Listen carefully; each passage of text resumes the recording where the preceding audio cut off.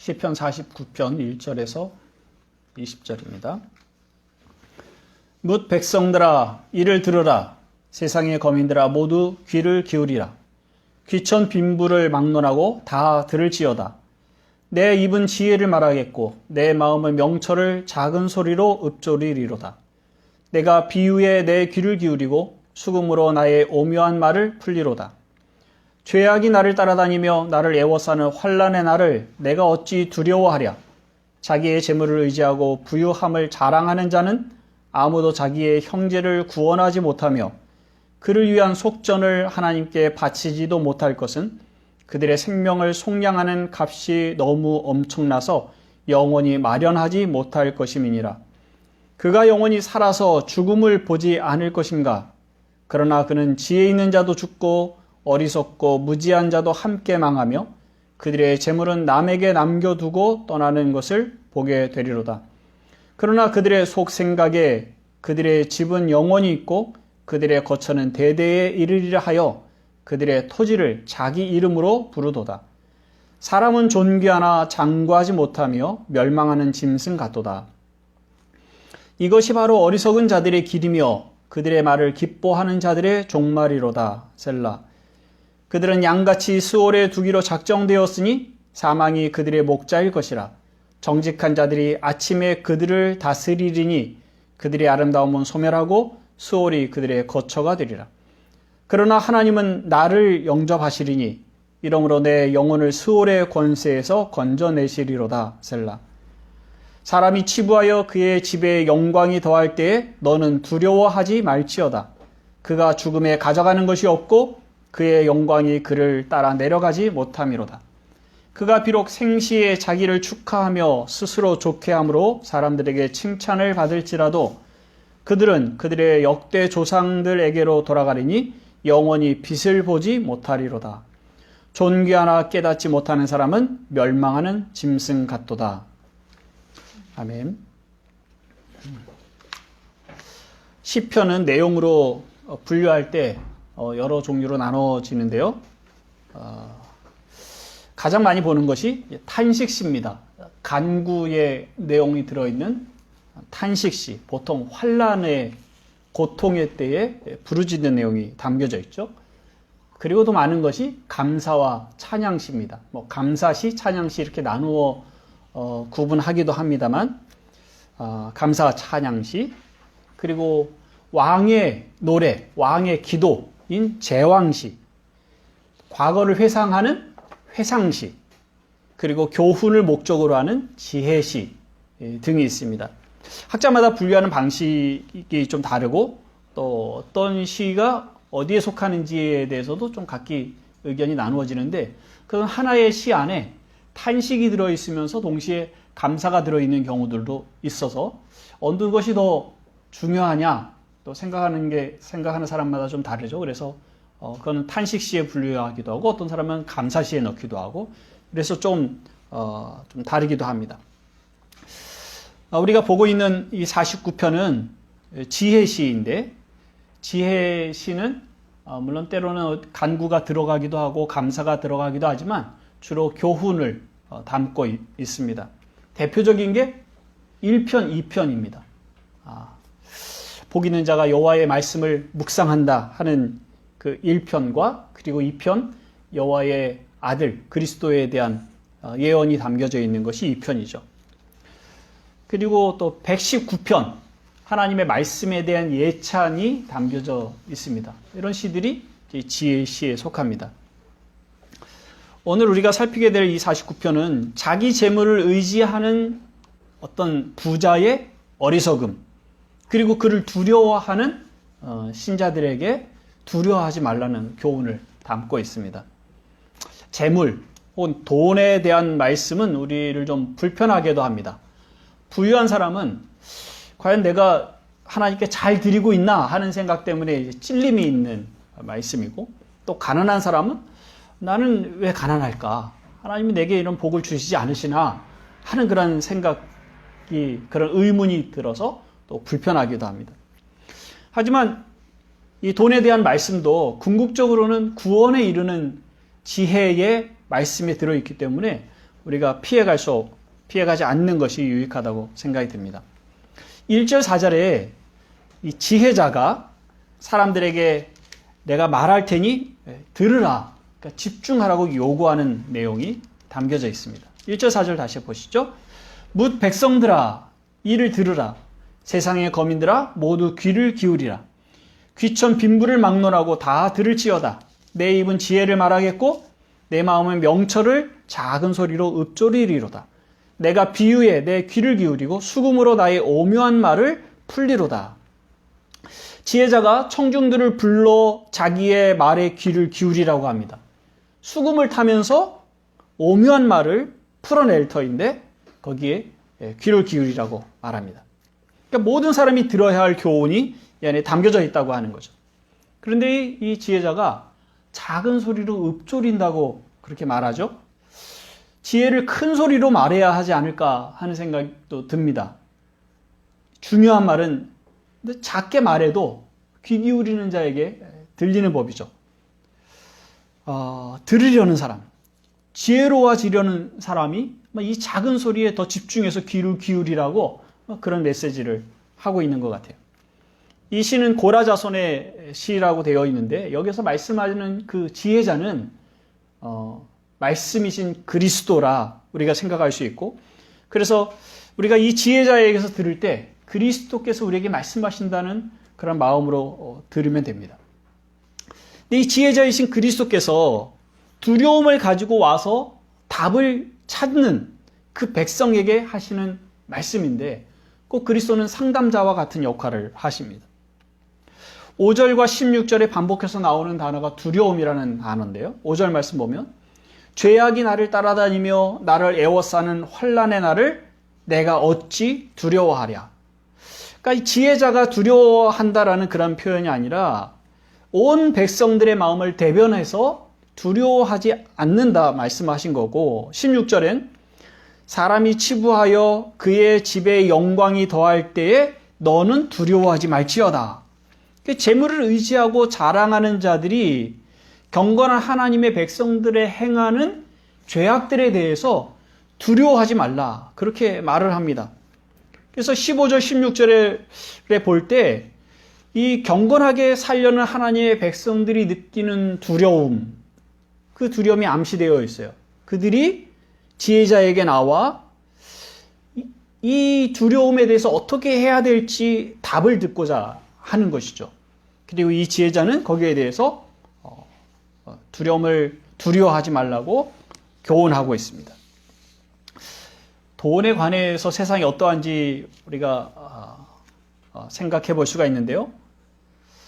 온 세상 사람들이 돈의 노예로 살아가는 듯이 살고 있습니다.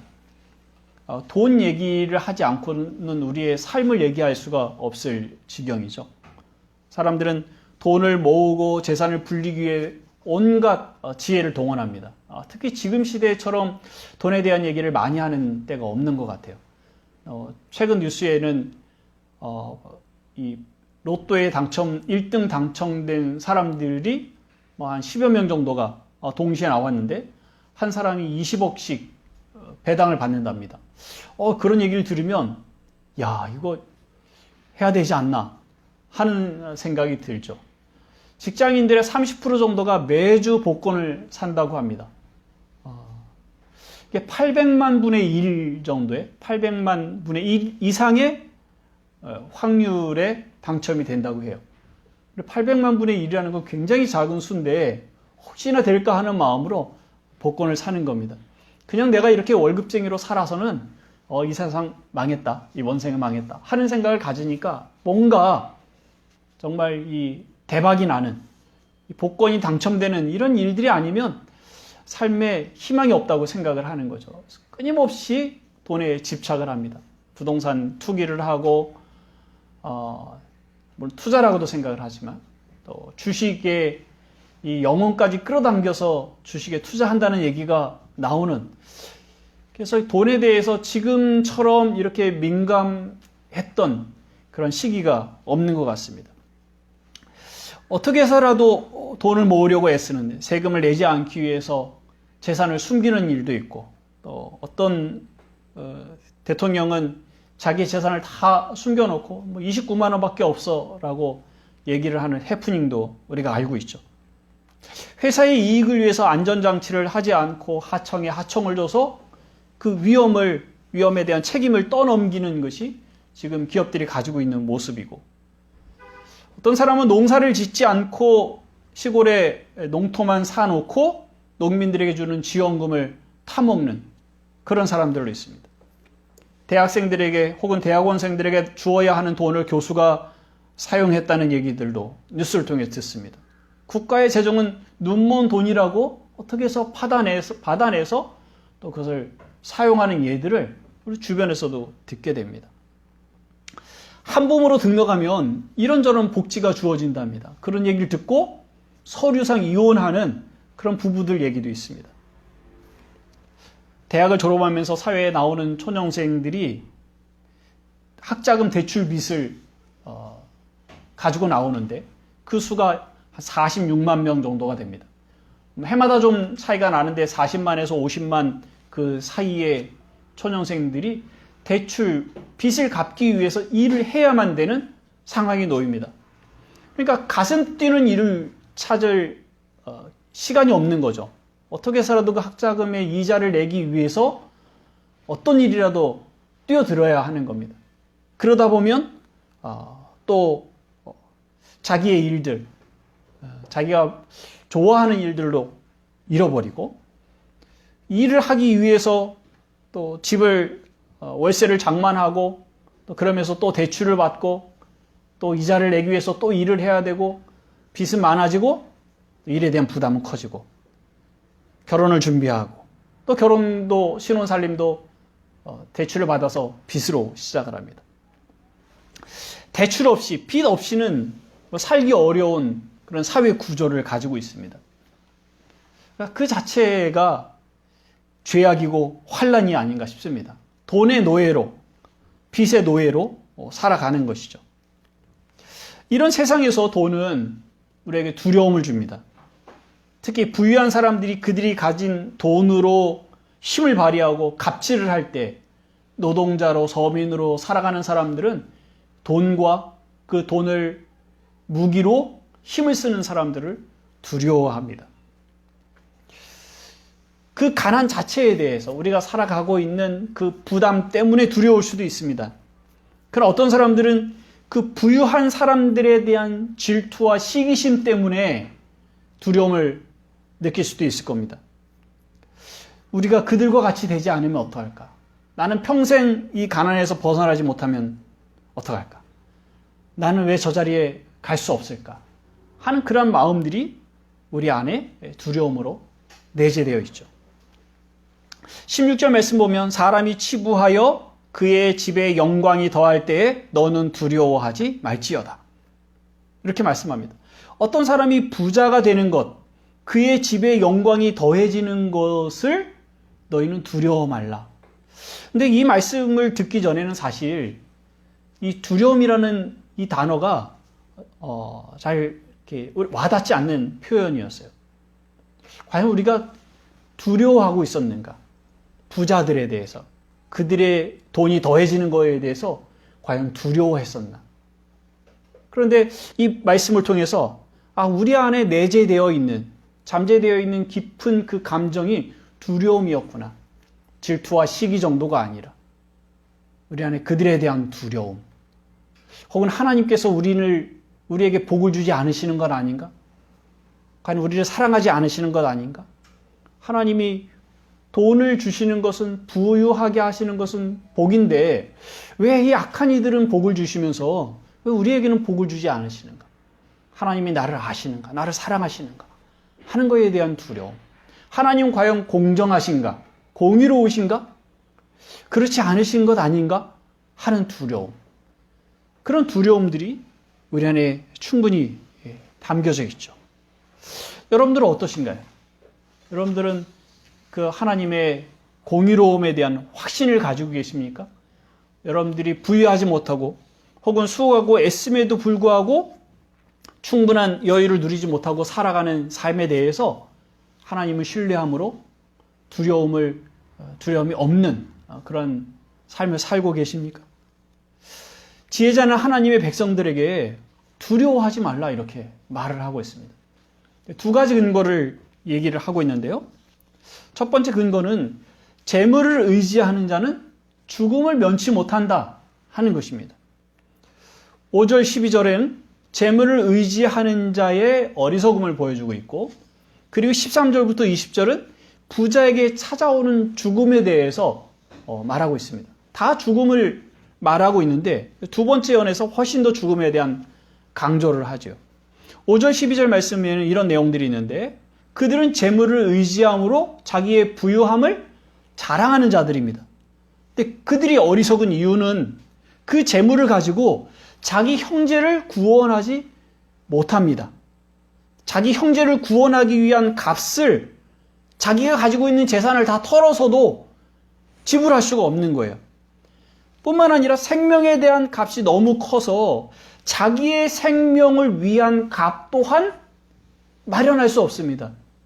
그들에게 재산을 불리는 재능이 있어요.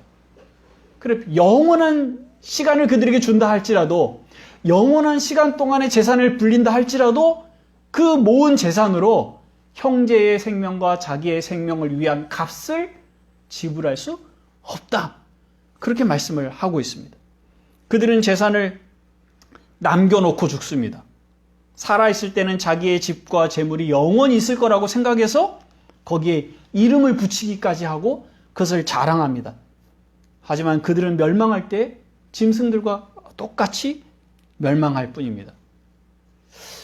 13절부터 20절에는 그 부자들에게 찾아오는 죽음에 대해서 말하는데요. 재물을 의지하던 그들은 스올에 두기로 작정되었습니다. 스올이라는 표현은 죽음을 말하는 장소입니다. 그들은 양과 같이 목자를 따릅니다. 인생은 늘 양으로 표현이 되죠. 그런데 그들의 목자는 사망입니다. 그들은 죽음을 따라가는 거예요. 그들이 자랑하던 집과 토지의 아름다움은 소멸하고 그들은 스올, 곧 죽음이 그들의 거처가 될 뿐입니다. 그들이 죽을 때 아무것도 가져가지 못합니다. 살아있을 때 축하받고 자랑하던 것도 빛을 잃어버립니다. 그들은 멸망하는 짐승 같습니다. 12절에 사람은 존귀하나 장구하지 못한다. 장구하다는 것은, 장구하다는 그 말의 그 히브리어에는 밤을 보내다, 밤을 머물다 이런 의미가 담겨져 있어요. 그러니까 장구하지 못한다는 건 오래가지 못한다는 표현인데, 사실 그보다 훨씬 짧은 그 밤을 넘기지 못한다는 겁니다. 그 밤조차 충분히 머물지 못하고 생명이 끝나는 거예요. 아침에는 그들이 없어진다는 말입니다. 야고보 사도가 인생을 안개에 비유했죠. 내일 일을 너희가 알지 못하는도다. 너희 생명이 무엇이냐? 너희는 잠깐 보이다가 없어지는 안개니라. 그러니 자랑할 것이 무엇입니까? 부자와 나사로 이야기를 우리가 잘 알고 있는데, 부자가 죽어서 지옥에 떨어져서 아브라함에게 요청합니다. 아버지 아브라함이요, 내 집에 아직 형제들이 남아있는데 나사로를 보내서 이곳 상황을 알려주십시오. 그런 요청을 해요. 그 부자는 죽어서 올 때 아무것도 가지고 오지 않았습니다. 그대로 그 모든 재산이 남아있어요. 근데 그 모든 재산이 부자의 생명을 구하지도 못했을 뿐만 아니라 남아있는 형제들의 생명을 위한 값으로도 지불될 수가 없다는 것을 보여주고 있는 것이죠. 부자들이 가지고 있는 재산, 그들이 자랑하는 것이 이와 같습니다.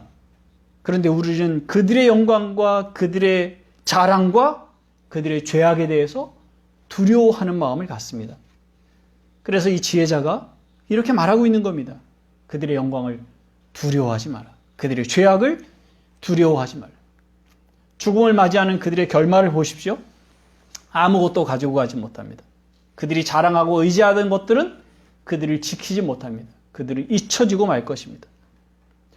우리가 재물을 의지하고 자랑하는 자를 두려워하지 않아야 하는 두 번째 근거는 우리의 존재에 관한 겁니다. 14절 말씀 보면 정직한 자들이 아침에 그들을 다스리리니 조금 전에 12절에 장구하지 못한다는 표현은 밤을 머물지 못한다고, 그들은 아침을 맞지 못한다고 말씀드렸어요. 그런데 정직한 자들은 아침에 깨어 그들을 다스린다고 말합니다. 그리고 15절 말씀에 그러나 하나님은 나를 영접하시리니 이러므로 내 영혼을 수월의 권세에서 건져내시리로다. 여기 영접한다는 말, 하나님이 나를 영접한다는 말은 취하여 가신다, 데려가신다, 이런 말씀이에요. 하나님이 에녹을 데려가셔서 그가 이 땅에 남아있지 않았습니다. 그렇게 데려가신다는 표현에 이 영접이, 이 단어가 쓰였습니다. 하나님 어떤 자를 영접하십니까? 하나님 어떤 자를 영접하여서 하나님의 나라로, 그 영광의 나라로 데려가십니까?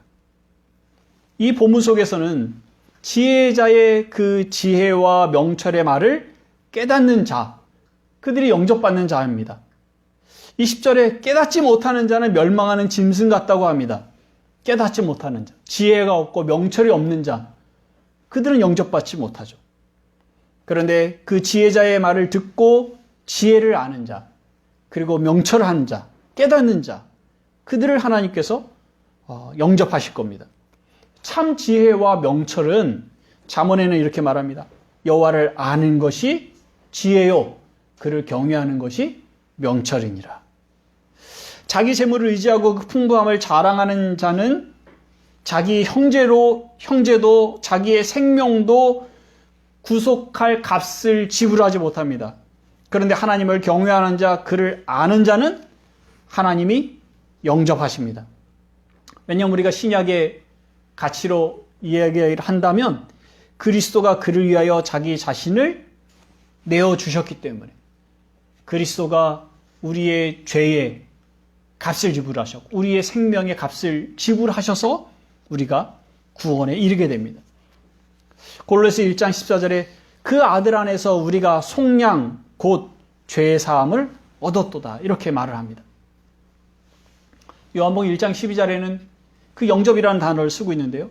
영접하는 자 곧 그 이름을 믿는 자들에게는 하나님의 자녀가 되는 권세를 주셨으니, 여기에 영접이라는 단어와 시편 49편의 영접이라는 단어가 같은 단어입니다. 결국 그리스도를 영접하는 자가 하나님의 영접을 받습니다. 그 지혜를 아는 자, 여호와를 경외하고 그의 말씀을 듣는 자, 그것도 곧 그리스도를 영접하는 자입니다. 부를 자랑하는 자는 자기의 가진 것으로 자기의 생명을 살 수 없으나 가난하다고 하는 우리는 우리의 생명을 살 마음조차도 갖지 못하는데, 그러나 그리스도께서 그의 핏값으로 우리를 사셔서 우리는 생명을 얻은 자가 됩니다. 누가 더 부자입니까? 부자가 부자입니까? 아니면 가난하나 우리의 생명을 그리스도께서 사셔서 생명을 소유한 우리가 부자입니까? 여호와를 경외하고 그를 아는 지식을 가지고 있는 것, 그것이 재물을 의지하고 자랑하는 사람보다 부자이며 또 존귀한 자입니다. 마태복음 6장에서 예수님께서는 하나님과 재물을 겸하여 섬길 수 없다고 말씀합니다. 6장 24절, 마태복음 6장 24절에 한 사람이 두 주인을 섬기지 못할 것이니 혹 이를 미워하고 저를 사랑하거나 혹 이를 중히 여기고 저를 경히 여김이라. 너희가 하나님과 재물을 겸하여 섬기지 못하느니라. 그렇게 말씀하셨어요. 믿음이 있다는 사람 중에도 부를 자랑할 수 있지 않나, 그런 생각을 하죠. 재물을 의지하고 그것을 자랑하면서도 믿음이 있는 사람이 있지 않습니까? 그런데 마태복음 6장에서 예수님께서 하나님을 섬기든지 재물을 섬기든지 둘 중에 하나를 분명히 선택해야 한다고 말씀을 하십니다. 믿음이 있다고 하면서도 재물을 자랑하는 예가 성경에 있는데, 요한계시록에 있는 라오디게아 교회입니다. 라오디게아 교회이니 그들은 스스로 믿음이 있다고 생각을 했을 겁니다. 그러면서 동시에 그들은 자기의 부를 자랑했습니다. 근데 그에 대해서 예수님께서 책망을 하시는데요. 요한계시록 3장 17절에 네가 말하기를 나는 부자라 부여하여 부족한 것이 없다 하나 네 곤고한 것과 가련한 것과 가난한 것과 눈먼 것과 벌거벗은 것을 알지 못하는도다. 그들은 정말 부자일 거라고 생각이 됩니다. 나는 부자다. 부요하여 부족한 것이 없다. 그들의 삶에는 아마 그랬을 거라고 생각이 됩니다. 그런데 주님께서는 그들의 곤고함과 가련한, 가난한 것, 눈먼 것, 벌거벗은 그러한 상태에 있다고 말씀을 하십니다. 그러면서 주님 자신을 영접하라고 합니다. 볼지어다 내가 문 밖에 서서 두드리노니 누구든지 내 음성을 듣고 문을 열면 내가 그에게로 들어가 그와 더불어 먹고 그는 나와 더불어 먹으리라. 영접이 무엇인지에 대해서 길게 설명한 구절이죠. 문을 열고 그리스도를 맞이하여 드리고 그와 더불어 먹고 사는 것이 영접하는 것입니다. 라오디게아 교회는 믿음이 있다고 하나 그러나 자기의 부를 의지하고 자랑하는 것을 통해서 그리스도가 없는 것을 확인시켰던 것이죠. 둘 중에 하나밖에는 우리가 취할 수 없다고 보여주고 있는 겁니다. 그리스도를 영접하거나 아니면 부를 의지하고 자랑하거나 하나만 선택하십시오. 영원한 가치가 있는 것에 여러분들의 마음을 두시기를 바랍니다. 사도 바울이 고린도전서 3장에 지혜에 대해서 말하는데요. 3장 21절 23절에 그런즉 누구든지 사람을 자랑하지 말라. 만물이 다 너희 것임이라. 바울이나 아볼로나 게바나 세계나 생명이나 사망이나 지금 것이나 장래 것이나 다 너희의 것이요 너희는 그리스도의 것이요 그리스도는 하나님의 것이니라. 만물이 다 너희 것이라. 예수 그리스도를 믿는 자의 것이라고 말합니다. 세계나 생명이나 사망이나 지금 것이나 장래 것이나 다 너희 것이라. 너희는 그리스도의 것이요 그리스도는 하나님의 것이다. 이것이 그리스도를 영접한 신자들의 부요함임, 풍성함입니다. 신자의 정체성입니다. 우리가 삶의 모든 곳에서 하나님의 은총을 발견하고 감사하려고 하는 것은 그냥 우리의 삶을 억지로 개선시키려는 것이 아닙니다. 물론 예수를 믿지 않는 사람들조차도 감사를 하기 시작하면 삶이 변화한답니다. 개선이 되는 거예요. 우울함에서 벗어나고 오래된 질병으로부터 벗어나는 사람도 있고 삶에 큰 변화들이 있어서 그들도 예수 없이 행복하다는 말을 하고 산다고 합니다. 근데 그렇게 삶의 개선을 위해서 우리가 감사를 도구로 사용하는 것이 아니죠. 이미 하나님께서 주신 그 풍요로운 것이 우리의 삶 가운데 주어졌습니다. 세계가 생명과 사망, 현재 것이나 장래 것이 다 우리에게 이미 허락되었기 때문에 그러니까 우리가 누리는 모든 것이 하나님의 은혜입니다. 보화예요. 그것을 발견하고 당연히 그것에 대해서 감사하는 것이 신자의 삶입니다. 그래서 우리는 감사해야 하는 것이죠. 우리가 그런 풍요함 속에 이미 그런 부요함 속에 살고 있다는 사실을 알게 하시는 겁니다.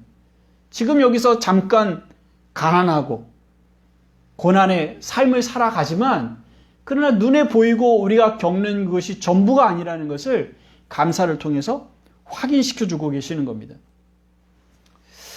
지금 여기서 부요하게 된 사람들, 그들이 자기의 힘으로 된 것처럼 그렇게 자랑하고 의지하나 그들은 멸망하는, 깨닫지 못하는 짐승 같은 사람이라고 말씀을 하고 있습니다. 그리고 우리가 우리의 생명을 사신 하나님을 의지하여 존귀하게 살 수 있는 존재라고 확인시켜주고 계십니다. 이것이 사실이에요. 이것이 진리입니다.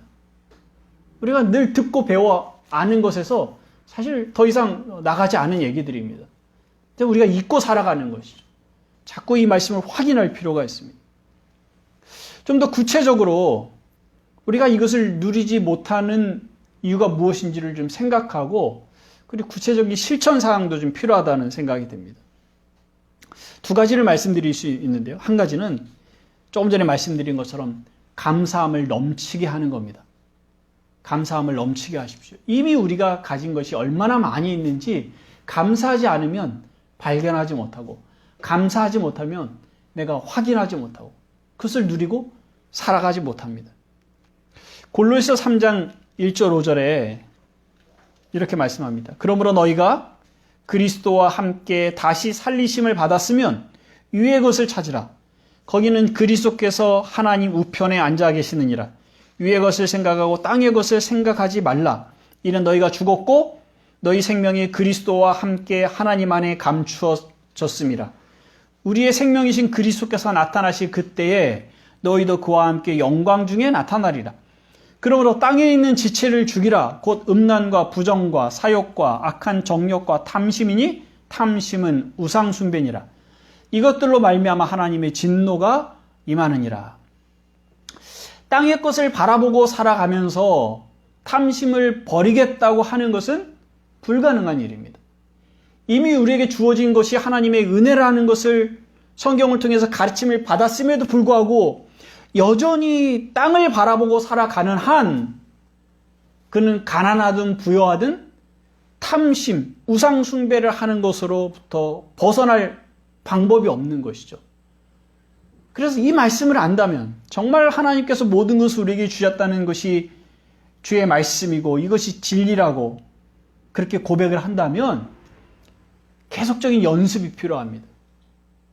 그래서 그것이 습관이 되게 해야 합니다. 우리의 삶에 감사가 넘치기까지 감사를 해야 하고 감사를 찾아서 말해야 합니다. 그럴 때 비로소 우리 안에 있는 탐심들이 사라지게 될 겁니다. 탐심을 갖지 말아야지 하면 마음이 자꾸 탐심에 가서 꽂히게 되죠. 그러나 감사를 말하다 보면 우리 안에 탐심이라는 그 존재 자체가 사라져 있는 것을 발견하게 될 겁니다.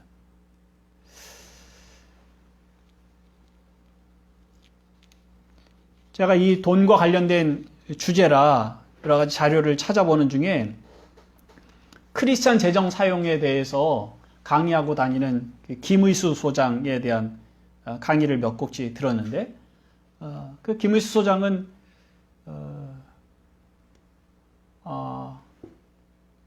갑자기 단어가 생각이 안 나는데 주식을 본인이 직접 주식을 하지 않고 펀드에 투자를 한다고 합니다. 이제 워낙 몇 가지 재정 원칙이 있는데 5년 이상의 돈은 투자를 해라. 그 미만은 저축을 해라. 그렇게 이제 가르치면서 본인이 주식을 하지 않는 이유를 얘기를 해줬습니다. 주식을 하다 보니까 좋은 가치의 기업에 투자를 했는데도 불구하고 그리고 장기 투자를 한다고 생각을 하는데도 불구하고 자꾸 거기 마음이 쓰인다는 거예요. 자꾸 들어가서 확인하고 싶어 하고 특히 사람을 만나는 직업을 가지고 있는 사람인데 이제 컨설팅을 하니까 사람을 만나는데 그 사람에게 집중하기가 어려울 정도로 주식의 마음이 뺏긴답니다. 그래서 특히 사람을 만나는 사람이라면 주식을 하지 마십시오. 그렇게 권합니다. 아무리 이분은 이제 크리스찬이라 하나님께 온전히 마음을 쏟아야 하는데 하나님께로부터 마음이 뺏겨지는 일이기 때문에 사실은 하지 말라는 그런 마음도 담겨져 있다고 생각이 됩니다. 우리의 마음이 계속 땅을 향해 바라보고 땅에 집중하고 있다면 그것이 무엇인지를 파악해서 방향을 돌려야 됩니다. 위의 것을 찾으십시오. 하나님을 바라보십시오. 그리스도를 바라보십시오. 그렇게 할 때 진정 우리가 살아가야 할 삶의 길이 무엇인지를 발견하게 될 것입니다. 감사를 찾는 것, 그것이 우리가 이 탐심으로부터 돈과 빚의 노예에서 벗어나는 유일한 치료책입니다. 두 번째는 재정 원칙을 세우십시오. 경제에 대해서 좀 지혜로울 필요가 있습니다. 우리 교회에서 돈 얘기가 나오면 늘 헌금에 대한 얘기가 많습니다. 헌금을 어떻게 하는 것이 복을 받는 길이라고 얘기를 합니다. 그러나 이 사회는 시시각각으로 변화됩니다. 그래서 그 시대에 돈을 어떻게 쓰는 것이 좋은지, 어떻게 버는 것이 크리스찬으로서 정당한 것인지, 지혜로운 것인지에 대한 앞서서 공부한 사람들의 얘기가 있습니다. 그들의 얘기를 듣고 경제에 대해서 지혜로울 필요가 있습니다. 저축을 어떻게 해야 할지, 또 투자는 어떻게 해야 될지, 어떤 것은 투기에 해당되는지, 그리고 그 투기를 했을 때 우리가 어떤 어려움들을 겪게 되는지에 대해서 우리가 분명히 알아야 하고, 그리고 바른 재정 원칙을 세워서 돈이 많거나 적거나 그 마음이 흔들리지 않는 삶을 살아갈 필요가 있습니다. 게을러서 가난하게 돼서도 안 되지만, 또한 잘못된 투자를 통해서 투기의 마음을 가지고 살아서도 안 됩니다. 재정 원칙에 대한 몇 가지 예들을 든다면 이런 얘기들이 있을 수 있는데요. 빚을 지지 마십시오. 빚을 권하는 사회고, 빚 없이는 사실 월세도 전세도 집을 사는 것도 불가능한 시대에 살고 있습니다. 이미 앞서 말씀드린 것처럼 빚이 없이는 공부를 할 수 없는 그런 시기이기도 합니다. 공부를 해야 직장을 가질 수 있고, 직장을 가져야 또 돈을 벌 수 있고, 그러다 보니 공부를 시작할 때부터 빚을 질 수밖에 없는 환경에 놓여 있습니다. 그러니까 빚을 아예 지지 않을 수는 없습니다. 최소한의 빚을 지시기를 바랍니다.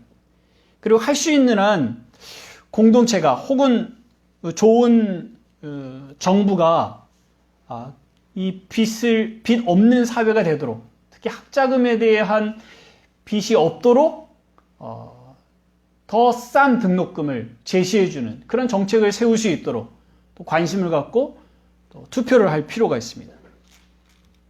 최선을 다해 수입 안에서 살기를 선택하셔야 됩니다. 좋은 가전제품, 또 혹은 좋은 사고 싶은 기기가 있을 때 그것을 살 만한 돈이 마련될 때까지 저축을 하고 그걸 소유하는 것을 유보하는 방식으로 삶의 패턴을 바꿔야 됩니다. 근데 우리는 이 스마트폰을 살 때부터 2년 혹은 3년의 빚을 지는 방식으로 구조를 그렇게 만들어서 거기에 너무 익숙해 있습니다. 그래서 돈을 2년, 3년 모아서 그 제품을 산다는 것이 사실은 말이 안 될지도 모르겠습니다. 그러나 성경은 사랑의 빚 외에는 빚을 지지 말라는 분명한 원칙을 제시해 주셨는데 우리는 거기서 역행하는 방식으로 살아가고 있거든요. 그러니까 다 한꺼번에 바꿀 수는 없지만 그러니까 삶의 패턴에 변화를 줄 필요가 있어요. 지금 무엇인가 사야겠다고 생각하시는 것이 있으시다면 한번 시도를 해보십시오.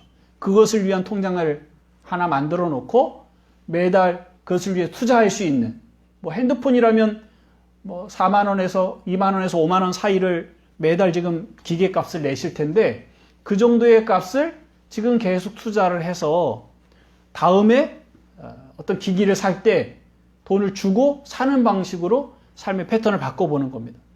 손해가 아닌가? 돈에 있어서 손해가 있을 수도 있습니다. 그러나 그 삶의 패턴을 바꿀 때에 전체적으로는 삶에 이익이 있을 거라는 그리고 신앙에 있어서 하나님을 신뢰하고 말씀을 쫓아가는 데에 큰 확신의 삶을 살게 될 겁니다. 아주 적은 돈이지만 노후를 위한 투자를 할 필요가 있습니다. 10년, 20년 혹은 30년 후에 찾을 것을 준비해서 꾸준히 투자를 한다면 지금 당장에는 얼마 되지 않는 돈이지만 그때는 큰 돈을 손에 잡게 되죠. 현금 카드보다 체크카드를 사용하셔야 됩니다. 여러 개의 통장을 사용하는 걸 많은 사람들이 권합니다. 생활에 필요한 금방 넣었다 뺐다 하는 통장이 있어야 되지만 여행을 위한 통장 혹은 교육을 위한 통장, 조금 전에 말씀드린 것처럼 미래를 위한 통장, 이렇게 통장을 여러 개를 나눠서 여행을 하지 못하는 것에 대해서 돈이 없어서 못 간다 이렇게 생각하지 말고 매달 적은 돈을 꾸준히 저축을 해서 그 돈이 쌓였을 때에 그 통장을 털어서 여행을 간다면 여유 있는 여행을 할 수 있다고 그렇게 말합니다. 굉장히 실제적인 그리고 효과적인 그런 가르침이라고 생각이 됩니다. 이런 원칙을 세워놓으면 많은 것을 가지고 있지 않지만 그러나 그 원칙대로 살아가기 때문에 돈의 많고 적음을 떠나서 안정된 두려움 없이 염려 없는 그런 시간들을 그런 재정적 삶을 살 수 있을 거라고 생각이 됩니다. 그럼 무엇보다 하나님을 신뢰하시길 바랍니다.